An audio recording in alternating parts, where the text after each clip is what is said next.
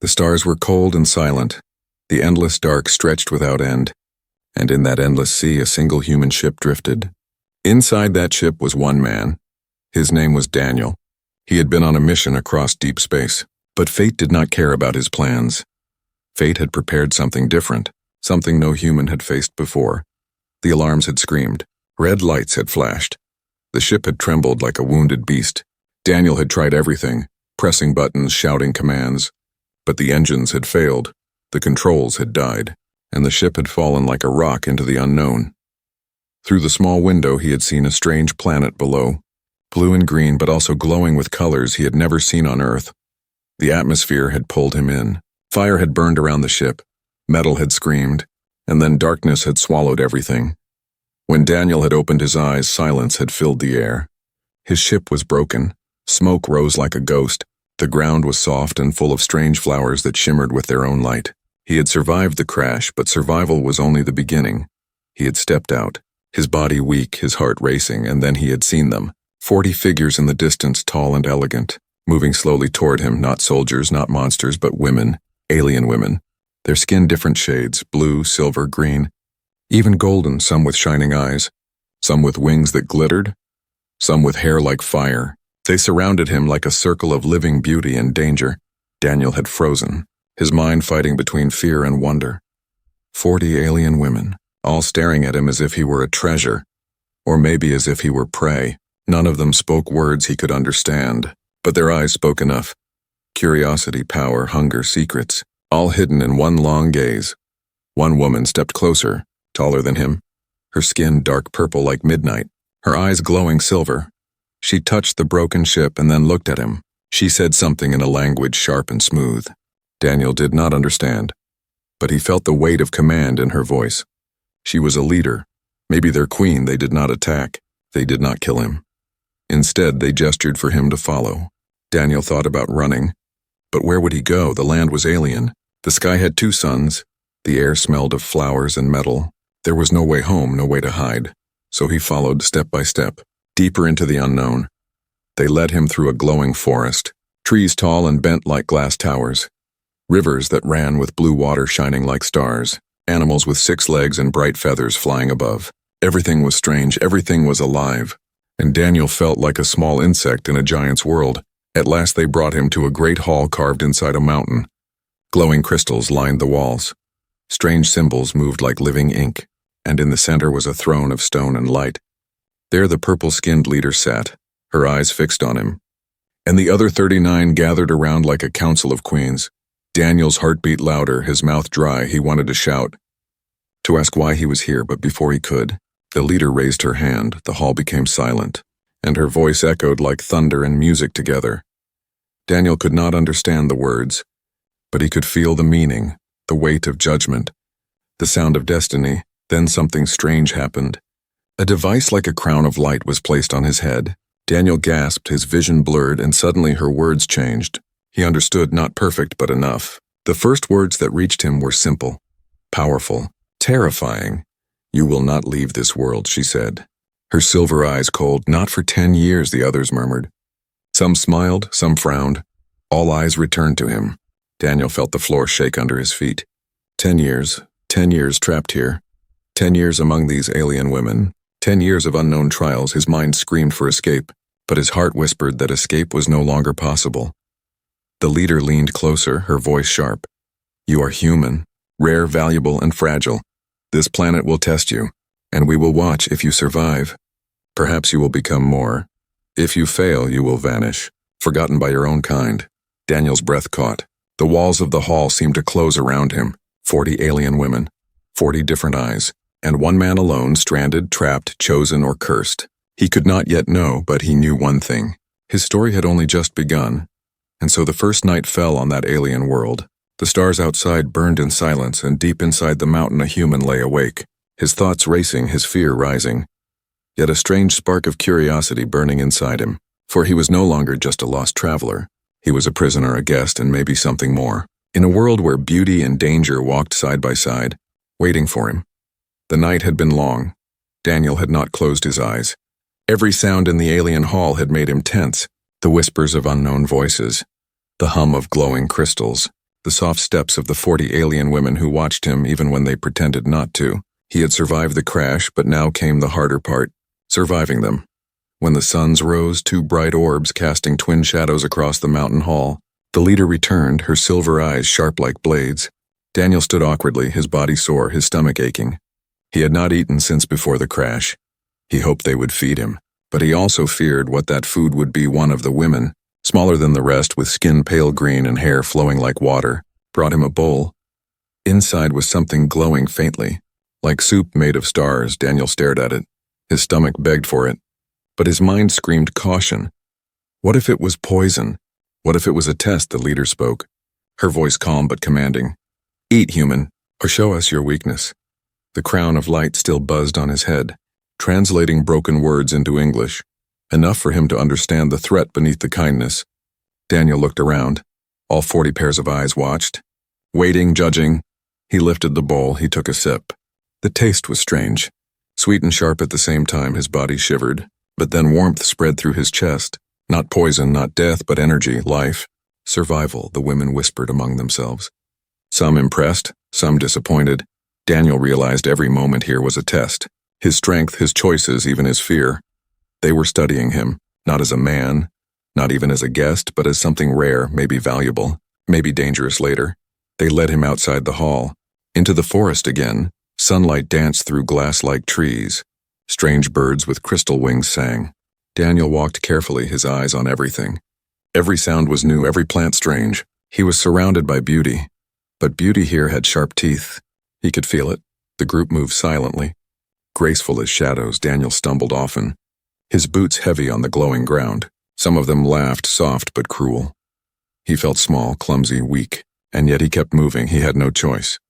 The leader stopped before a wide clearing. She turned to him, her silver eyes reflecting both suns. You must learn, she said, to live here, or you will die quickly. Daniel did not answer, but his jaw tightened, his mind already planning. He had no weapons, no allies, only his will, and maybe that was enough. The leader raised her hand, and suddenly the ground shook. From the trees came a creature, tall and thin, with 4 legs, its skin glowing like molten stone, its mouth full of sharp teeth. It roared, and the forest itself seemed to tremble. Daniel froze. The women stepped back, but their eyes stayed on him. Not on the beast, on him. They expected him to face it. Alone, his heart pounded, his body screamed to run, but there was nowhere to run. He picked up a broken branch, sharp at one end, hardly a weapon, but it was all he had. The creature charged. Dust and light flying from its steps. Daniel rolled to the side, the ground burning where the beast had struck. He thrust the branch forward, missing, but forcing it back for a moment. The alien women did not move to help. Some smiled, some whispered. One covered her mouth in shock, but none interfered. Daniel understood. This was his trial, survive and prove himself, or die and be forgotten. The creature roared again. Lunging, Daniel jumped aside, the branch breaking, his arms burning, his chest aching. But then he saw it, the beast's neck glowing brighter, thinner, weaker. He grabbed a shard of crystal from the ground and drove it with all his strength into that glowing spot. The creature screamed. Light burst from its body, and then it collapsed, shaking the ground with its fall. Silence filled the clearing. Daniel dropped the shard, his hands bleeding, his breath ragged. The women stepped closer, their eyes different now, less mocking, more curious. The leader's silver eyes glowed brighter. Human endures, she said slowly. Human may be more than fragile. Daniel's knees shook. His body wanted to collapse, but he stood. He met her gaze. He refused to look weak inside. Fear still chewed at him. Fear of what would come next. Fear of how many more tests awaited, but also something else. Something new, a spark of strength, a spark of belief. Maybe he could survive this world after all. That night when he sat alone in the hall, his body bandaged with alien cloth, his stomach filled with glowing food, he remembered the beast, the fight, the eyes watching, and he realized the truth. They were not only studying him, they were waiting for something. Some of them wanted him to fail. Some of them wanted him to rise. He was not just a prisoner, not just a guest. He was the center of a silent war he did not yet understand. And as he closed his eyes, the whispers of alien voices filling the mountain hall, one thought burned in his mind. 10 years in this place. 10 years among these 40 alien women. 10 years of trials, choices, and secrets. And maybe, just maybe, he was not chosen by accident. Days passed. But Daniel soon learned that on this strange planet, time did not move like it did on Earth. The twin suns rose and fell at uneven hours. Some days felt long as weeks, others short as a blink. But every day brought new challenges, and every day brought new eyes watching him. The 40 alien women never left him alone. Sometimes they followed him openly, their glowing eyes on his every move. Sometimes he only felt their presence. Shadows moving in the forest, whispers echoing in the hall. They were always near, as if waiting for him to stumble, waiting for him to shine. At first Daniel thought they were one people, united under their silver-eyed leader. But slowly he began to notice the truth. They were divided by pride, by secrets, by hunger for power. He saw it in the way they looked at each other. Cold stares, hidden smirks, quick gestures behind his back. They were not only watching him, they were competing for him. One evening he sat near a glowing fire inside the mountain hall, trying to rest when two women argued in their alien tongue. One with hair like flames and eyes golden as the sun, the other with skin pale as snow and voice sharp as ice. They argued about him. Daniel did not understand all the words, but the crown of light gave him enough. "He will be mine," the fire-haired woman said, her voice fierce. "He belongs with my people, not yours." The ice-skinned one laughed, soft but cruel. "He will choose strength, not weakness, and you burn too fast.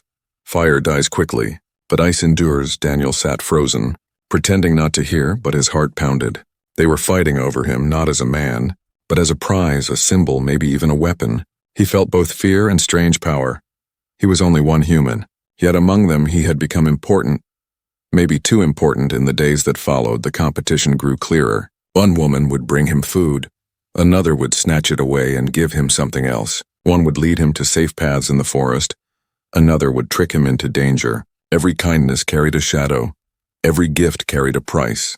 And Daniel realized he was not only surviving a wild planet, he was surviving a silent war of alien queens. One night, while the others rested, a woman with silver hair and eyes dark as the ocean came to him. She moved quietly, her steps soft as wind. She leaned close and whispered, "You must be careful, human. You do not see it yet, but every choice you make, every smile, every glance feeds one side and angers another. You are walking on a blade." Daniel frowned, whispering back, "Why me? I am no one. Just a lost pilot." But the woman shook her head, her silver hair glowing under the crystal light. "You are rare. You are not only human, you are hope and fear, both in one. They believe you will change the balance. Some want you to save. Some want you to destroy." Her words struck deep. Daniel wanted to ask more, but she vanished into the shadows, leaving him with questions heavier than stone. He lay awake, staring at the ceiling of crystals, his mind racing. If he was truly the center of their game, how could he survive 10 years without becoming someone's pawn? The next day, the tests returned. The leader ordered him to climb a tall spire of rock higher than any building on Earth. Sharp winds cut his skin, thin air stole his breath. But he climbed, his hands bleeding, his legs burning, and below the women watched, some cheering, some whispering, some hoping he would fall. But he reached the top, gasping, trembling, but alive, and when he descended, the fire-haired woman touched his arm with pride, while the ice-skinned one turned away with cold disdain.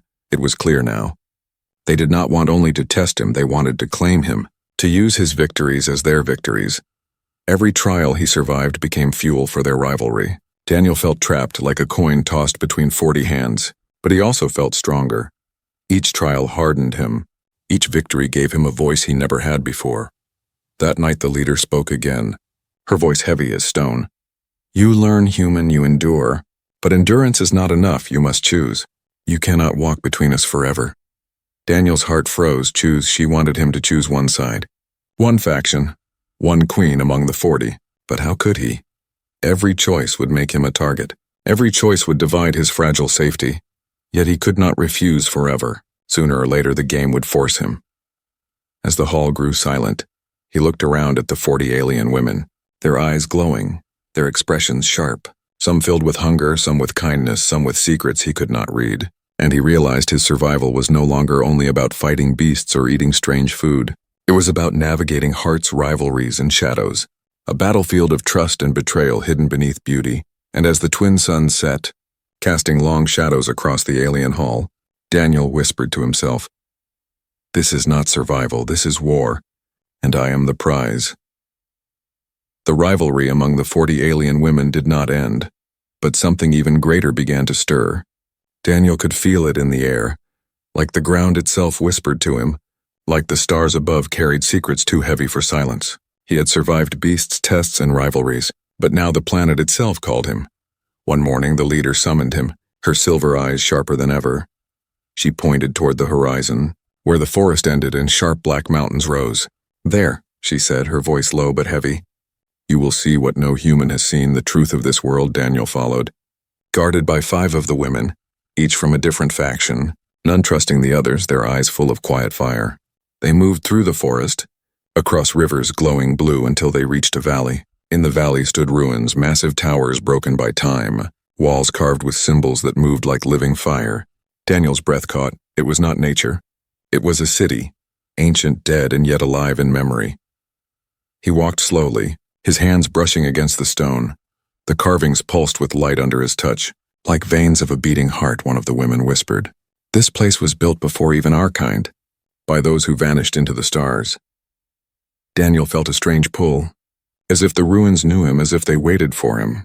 He entered a great chamber, the ceiling high, the walls lined with crystals glowing faint green, and in the center was a circular pool, its water black, but the surface shimmered with visions. He stared, and the visions changed. Earth appeared, his home, cities glowing, oceans shining, but then fire, smoke, war. Earth was burning, his people screaming, the sky torn apart by weapons he had never seen. Daniel stumbled back, his chest tight. The women watched in silence, their eyes unreadable. The leader spoke. "The planet shows you what may come, not what is. It shows what waits if choices are wrong." His hands shook. His voice cracked. "And why me? Why show me this? I am no savior. I am only one man." The leader's silver eyes locked onto his, cold and certain, "Because the ruins choose who they reveal themselves to." "And they chose you, human," the others whispered among themselves, some fearful, some angry. Daniel realized the ruins had not shown them these visions, only him, and that made him more dangerous, more important, more of a target in their silent competition. As they left the ruins, the silver-haired woman who had warned him before walked beside him, her voice soft. "Now you understand you are not here by accident. You were brought. The crash was no mistake. The ruins called, and you answered." Daniel frowned, his mind spinning. "Brought, but how? Who did this?" She shook her head, her dark eyes deep with secrets. "Not all questions should be asked too soon. Answers can burn faster than fire." The journey back was heavy. Daniel carried the vision of Earth burning in his heart. He thought of his family, his world. He wanted to go home to warn them, but 10 years stood between him and escape. 10 years of trials, 10 years trapped among those who wanted to use him, control him, or perhaps even kill him that night in the hall. As the women argued over what the ruins meant, Daniel sat alone, staring into the fire. He realized the planet was more than a prison. It was a stage, and he was being forced into a role he did not choose, a role written long before he was born. His survival was no longer about food or strength. It was about destiny, a word he hated yet could not escape. The next day the tests grew harder. The leader ordered him into the ruins again, but this time deeper, into chambers filled with shadows and machines older than memory. There he saw statues of beings unlike the women, tall figures with wings of light, their faces hidden, their hands raised as if warning or blessing, and beneath the statues lay broken machines, their shapes strange, their edges sharp. Daniel touched one, and for a moment it lit up, glowing with power that had slept for thousands of years. The women gasped. Some stepped back in fear, others stepped forward in greed. The fire-haired one whispered, "He is the key, the ruins wake for him, not us." The ice-skinned woman's voice cut through the silence. "Then he is dangerous, more dangerous than we thought. Perhaps too dangerous to live." Daniel heard every word. And he knew from now on, he would not only fight beasts or survive trials, he would fight suspicion, jealousy, and betrayal, because the ruins had chosen him, and the women could not ignore it that night. When the stars burned above and the mountain hall glowed with crystal light, Daniel lay awake, his body tired but his mind restless. He thought of Earth burning in visions, thought of the ruins alive under his touch, thought of the women divided, dangerous, and watching, and he whispered to himself, "If the ruins chose me, then I must learn why, before this planet swallows me whole." And far in the shadows, unseen, one woman watched him longer than the rest, her eyes full of both pity and hunger, her hand on the hilt of a blade hidden in her robe, and Daniel did not know that the greatest danger was not the beasts of the forest, not the ruins of the ancients, but the betrayal waiting among the 40 themselves. Time moved differently on this strange planet. The twin suns danced across the sky without pattern. The moons rose and fell in silence, and days blended into years. Daniel counted at first, scratching marks into stone walls, one line for each day. But soon the marks became too many, and the weight of time pressed down, until he stopped counting, and only the memory of Earth kept him moving forward. 10 years. 10 years among 40 alien women. 10 years of endless trials, of rivalries, of strange wonders and hidden dangers.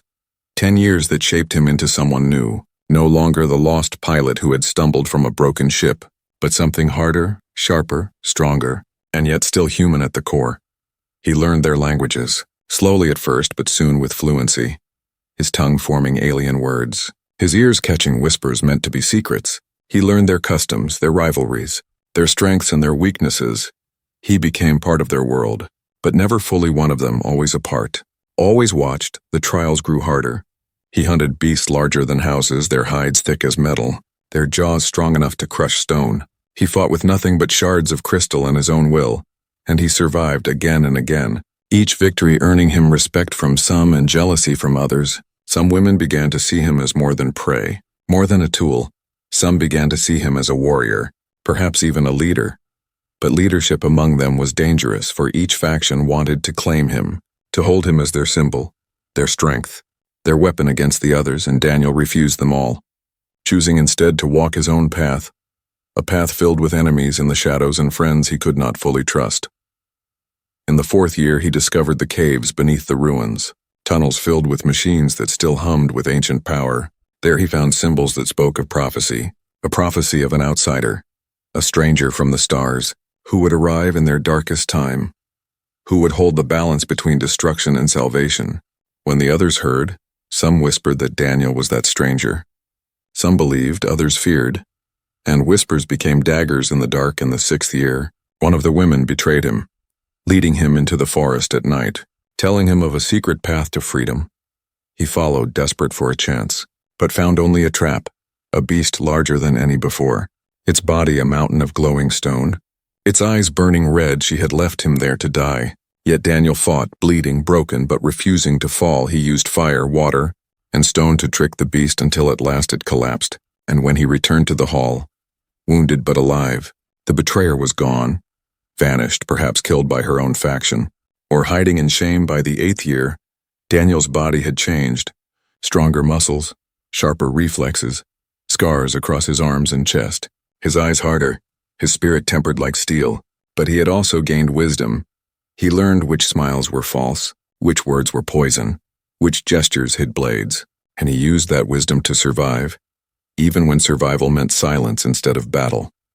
Yet with strength came burden. The women looked to him more and more, some for guidance, some for hope, some for power, and in their eyes he saw not only rivalry, but something else, something more dangerous, longing, a bond forming in the middle of mistrust and competition. And Daniel feared it, for to accept one was to betray the others, and to betray the others was to ignite a war that could burn the planet itself. In the 10th year, the ruins called him again, deeper than before, into chambers untouched for ages.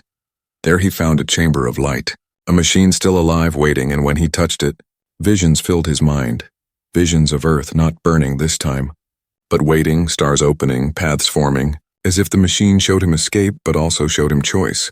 Escape or remain, freedom or destiny. His heart ached. He longed for home, for family, for Earth. But the machine whispered without words. If he left, the planet would fall into war. If he stayed, he could bring peace, but at a cost greater than his own life. That night, sitting by the fire, Daniel stared into the flames, the women silent around him, the leader's silver eyes never leaving his face, and he realized the truth. 10 years had not been a prison.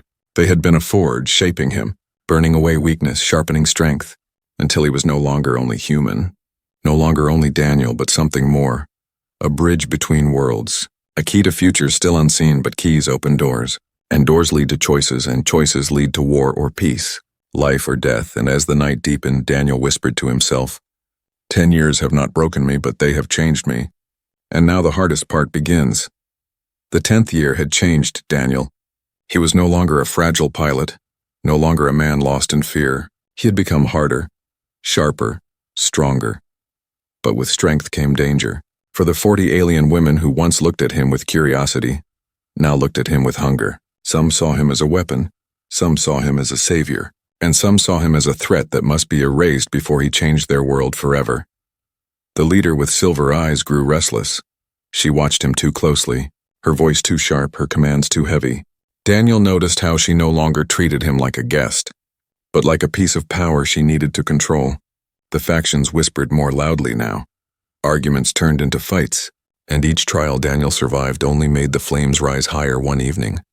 When the twin suns bled red across the horizon, Daniel walked into the ruins alone, guided by a pull he could not explain. The machines deep below the earth hummed louder than before. He placed his hand on the ancient stone, and the visions returned, but this time sharper, clearer. He saw Earth once more, but not just Earth. He saw the alien planet too, burning. The 40 women fighting each other, rivers of fire swallowing the land, and in the center stood himself, holding something glowing, a choice in his hands, a choice that would decide the fate of both worlds. Daniel staggered back, his breath heavy, his heart pounding. He wanted to tell the others, to warn them. But when he returned to the mountain hall, silence filled the air, too much silence. The women stood apart, their faces tense, their eyes sharper than blades, and then he saw her. The silver-haired woman, the one who had once whispered warnings in the night, stepped forward, her voice trembling. "You should not have touched the ruins, human. You should not have woken what sleeps." Daniel frowned, confusion cutting through his thoughts. "The ruins chose me, not you, not them, me." "Why?" Her lips curved into a cold smile, a smile that no longer carried pity, only victory, "because you are the key. Your blood, your bones, your very breath. It unlocks what none of us could. You think the crash was an accident? But it was not. You were brought here, chosen not by fate, but by us." The hall erupted with whispers, some in shock, some in anger. Daniel's chest tightened. Betrayal burned sharper than any wound. "Brought here by you?" he asked. His voice raw, the woman's eyes glowed darker. "Not me alone, some of us, yes, we needed you. Your human essence, rare in the stars, rare enough to awaken the machines, rare enough to bring the prophecy to life." Daniel felt the ground tilt beneath his feet. All the trials, all the suffering, not fate but design. He had been played like a pawn from the very beginning. He clenched his fists, anger rising, but before he could speak, the silver-haired woman drew a blade, thin as glass, glowing with strange light, and pointed it at his heart. "You lived too long," she said, her voice sharp. "The prophecy was never meant to give you power. It was meant to give us control. But you changed, you grew, you became more. And now you are dangerous, too dangerous to live." The factions erupted. Some women drew their own weapons. Some shouted in defense of Daniel, others in support of the betrayal. The hall shook with chaos, and Daniel stood in the center. Torn between rage and disbelief, survival now meant choosing a side, but choosing meant blood would spill across the mountain. The leader raised her hand, her silver eyes burning. "Enough!" she roared, her voice shaking the crystals on the walls. But her command did not calm the storm. The fire-haired woman leapt forward, shielding Daniel, her golden eyes fierce. "If he dies, the prophecy dies, and with it our chance for peace." The ice-skinned one laughed, her voice cold as snow. "Peace, there will be no peace with him. Only war, only ruin." Blades clashed, voices screamed. The 40 women who once stood as queens now fell into battle, the hall filled with fire, frost, and light.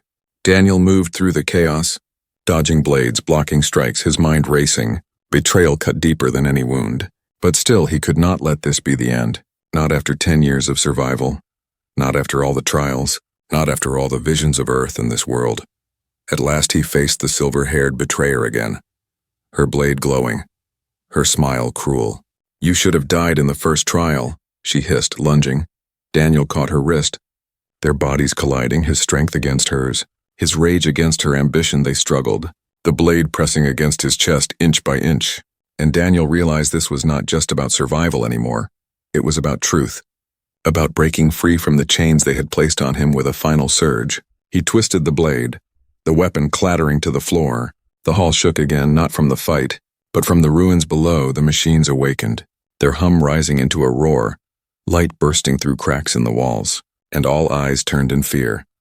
The prophecy was no longer words. It was happening, it was alive. Daniel stood, His breath heavy, his eyes burning, and for the first time in 10 years, his voice rose above theirs, strong, unbroken. You wanted me as your pawn, but I am no pawn. I am no prize, I am human, and I will choose my own path. The hall fell silent. The women staring, the machines roaring below, the betrayal still fresh in the air, and Daniel knew the final choice was coming. The choice that would decide not only his fate, but the fate of two worlds. The mountain trembled. The ruins below roared like a living beast. Cracks of light split across the stone floor. The 40 alien women stood frozen in shock, their blades still wet with the dust of battle, their eyes wide with fear, and in the center stood Daniel, his chest rising and falling, his hands still stained from the struggle, his voice echoing in their ears, I will choose my own path. The words hung heavy. For 10 years they had seen him as prey, as tool, as symbol, as prize, but never as master of his own fate. Now he stood taller, scarred, hardened but unbroken, and the ruins themselves answered him, the machines glowing brighter, the air filled with a strange hum, as if the planet waited for his decision.